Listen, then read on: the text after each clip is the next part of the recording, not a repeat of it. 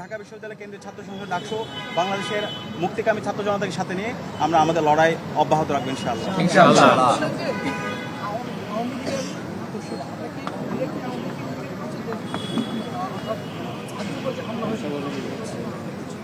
ইতিমধ্যে আমরা যতগুলো রিপোর্ট দেখেছি, গোয়েন্দার থেকে বিভিন্ন রিপোর্ট এসেছে এবং বিভিন্ন ফ্যাক্ট যে রিপোর্টগুলো এসেছে ফ্যাক্ট চেকারদের, সেখানে ইতিমধ্যে যে তথ্যগুলো এসেছে সেগুলো আমরা দেখতে পেয়েছি ফেসিবাদের দূষণরা এই ষড়যন্ত্র এবং চক্রান্ত করেছে এবং উসমান হাদি ভাইয়ের উপর যে হামলা, সে হামলার সাথে তারা জড়িত আছে।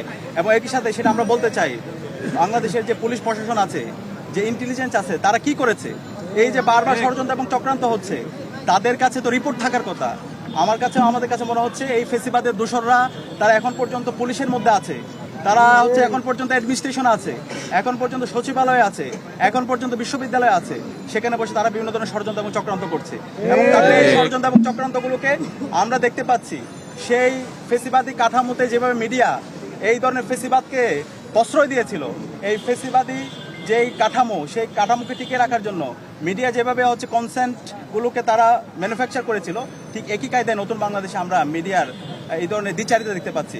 আমরা আহ্বান করবো এই বিপ্লব পরবর্তী নতুন বাংলাদেশে মিডিয়া অবশ্যই এই জাতির দর্পণ, তারা সত্যকে সত্য বলবে, কিন্তু কোনো ফেসিবাদের দূষর যারা আমার উসমান শরীফ হাদি ভাইকে হামলার পর এই যাদেরকে এক্সিট দেওয়ার চেষ্টা করে, যারা এই খুনি হাসিনা এবং তার দূষরদেরকে এক্সিট দেওয়ার চেষ্টা করে এবং তাদের পক্ষে জনমত উৎপাদন করার চেষ্টা করে, তাদের বিরুদ্ধে আমাদের সতর্ক থাকতে হবে, তাদের বিরুদ্ধে আমাদের প্রতিরোধ জারি রাখতে হবে।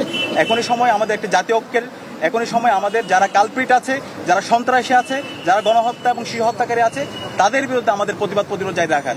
এবং আজকে আমি সাবধান করতে চাই যে জুলাইয়ের প্রজন্ম আছে, তারা কাউকে ভয় পায় না। এই জুলাই প্রজন্ম আমরা রক্ত দিতে শিখে গেছি, আমরা কাউকে ভয় পাই না।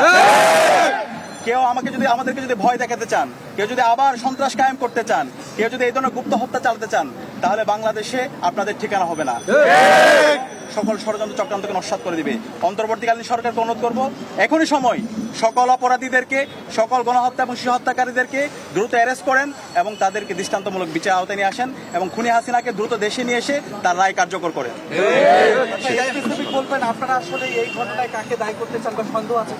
এটা ইতিমধ্যে আমরা বলেছি, ইতিমধ্যে এটা সরকারের দায়িত্ব এবং যতগুলো রিপোর্ট এসেছে সেই রিপোর্টের মধ্যে আপনারা দেখেছেন, যারা আছে এটা সরকারের দায়িত্ব দ্রুত সময়ের মধ্যে তাদেরকে অ্যারেস্ট করে দৃষ্টান্তমূলক বিচার আওতায় নিয়ে আসেন। একটা প্রশ্ন, সেটা হচ্ছে যে নির্বাচনের তফসিল হয়েছে, নির্বাচন খুব কাছাকাছি চলে আসছে, এই মুহূর্তে এরকম একটি ঘটনা নির্বাচনকে বানচাল করার কোনো বার্তা কিনা, আপনি কি মনে করেন? আমরা দেখতে পেয়েছি গতকাল তফসিল ঘোষণার পর থেকে এই পতিত ফেসিস্টরা বিভিন্ন ধরনের ষড়যন্ত্র এবং চক্রান্ত করছে, হুমকি ধুমকি দিচ্ছে যেন নির্বাচন না হয়।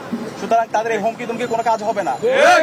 নির্বাচন কমিশনের এবং অন্তর্বর্তীকালীন সরকারের দায়িত্ব হচ্ছে নাগরিকের নিরাপত্তা এনশিওর করা এবং একটি ফ্রি ফেয়ার ক্রেডিবল ইলেকশন আয়োজন করা। এই দায়িত্ব আশা করছি অন্তর্বর্তীকালীন সরকার, আইন শৃঙ্খলা বাহিনী এবং একই সাথে নির্বাচন কমিশন তারা দায়িত্বশীল আচরণ করার মাধ্যমে আমাদের একটি সুস্থ নির্বাচনের জন্য এই জাতিকে তারা সুন্দর একটা পরিবেশ তৈরি করবে।